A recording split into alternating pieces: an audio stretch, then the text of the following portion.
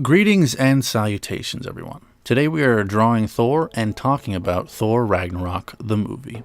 So, I know that this has been a growing trend for a while, but this is the first time that I can really bring it up without it being out of the blue. The 80s have been steadily coming back in style, and I really dig it. Like, seriously, from Vaporwave deconstructing the synth heavy pop music of that decade to all these movies adopting this neon aesthetic.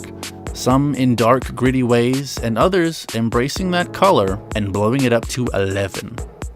Thor Ragnarok falls into the latter part of those two choices. And I'll tell you what, it works really, really well.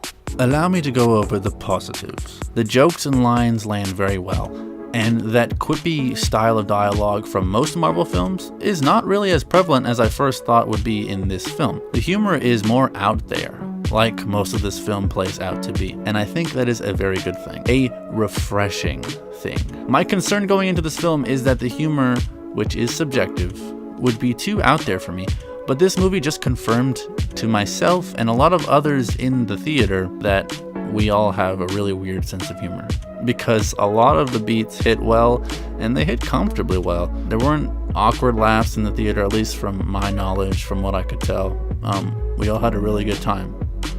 And the cool thing that I noticed about this film is that if you paid any bit of attention to the marketing material of the trailers, then taking the context from those trailers and then watching like the first scene and then taking the context from that scene, you'll start to notice just how much this film is going to be messing with you. It's going to be playing with your expectations. And there will be moments that will come off as very jarring for some. And that's fine. That's perfectly fine. But it isn't as if they didn't establish how jumpy the tone was going to be from the first scene of the movie, and some of you will know what I mean when you watch it. I'm trying not to spoil anything for you because I will say, even if you paid attention to the trailers extensively, bit by bit, there are a lot of surprises in this film, and I found that quite pleasant. Taika Waititi and the writers on this film did a good job on delivering what I feel is a very original Marvel film, even when comparing it to the first Guardians of the Galaxy. If the Guardians films are supposed to establish how vast the Marvel Cinematic Universe is, then Thor Ragnarok establishes just how interwoven things have become. I've actually been a low-key fan of the Thor films. So I liked Thor 1 and I liked Thor 2, even though I barely remember that one. But Thor Ragnarok stands out as like something that I will remember for a while. Let's talk about the characters, shall we? Thor is funny, but with his own kind of brand of humor.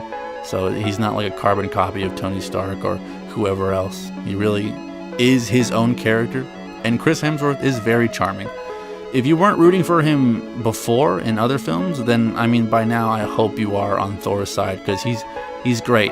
And as is the Hulk. His character is great when he's interacting with Thor, and the direction that they're taking Bruce Banner on with this like 3-part movie cameo story arc thing that they're doing with him, I really like it. Tessa Thompson is a great character in this film. She plays the Valkyrie, and her backstory fits neatly into the narrative, and she's just kick-ass, take names, and she's great. And she comes off really organic, especially like her chemistry with the other characters. I won't spoil with who, but there's a little bit of flirtation going on. Karl Urban's character, the Scourge, I'll say, I don't know why he's really in the film. He kind of comes off as not necessary, but like, I like Karl Urban, so more of him is never really a bad thing. So, you know, take that as you will. Heimdall's great and magnificent. And speaking of magnificent, Jeff Goldblum is an absolute treat. I almost feel like he came to set and just acted like how he thinks he appears to others. He's just so funny and quirky and a very interesting character all around. And people say I kind of look like a younger version of him. So I don't mean to brag, but hey, I'm pretty proud about that. It's like I'm looking at myself on the big screen. Cate Blanchett, let's talk about her. Holy cow. Now, she's like probably one of the top tier actors on this project, excluding Anthony Hopkins, who is great as well. But oh my goodness, Hela is a great antagonist. The lore that immediately surrounds her not only sets her as a great baddie, but she proves it in poise, stature, and a really great scene that showcases exactly the kind of destruction that she's capable of. And you really get this sense that she's a character that literally is driven by power and the consummation of power. Like, she thrives on. Like, she is wicked awesome. And all in all, I think everyone did really good. The movie as a whole, I feel, is a spectacle. A weird, quirky spectacle that should be watched, especially if you were interested in this movie already. I think you're going to have a great time going in, but go into this film with no one's words, not even mine, in your head, and judge it for yourself. I'm just letting you know that I enjoyed it. I don't rate things, but also I'd like to know what you thought of the film, and if you'd like to see more film reviews from me, along with fan art. Anyway, that'll do it for me. Oh, wait. You might be wondering what I thought about Loki as a character.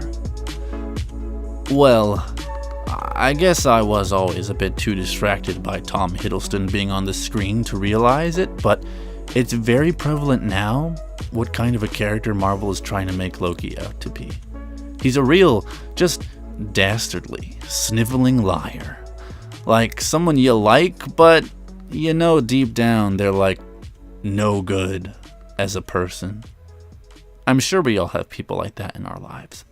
So yeah, his character didn't bog down the whole film, but his wishy-washy, ooh, look at me, I'm a conniving little rat, that whole shtick just didn't float well with me.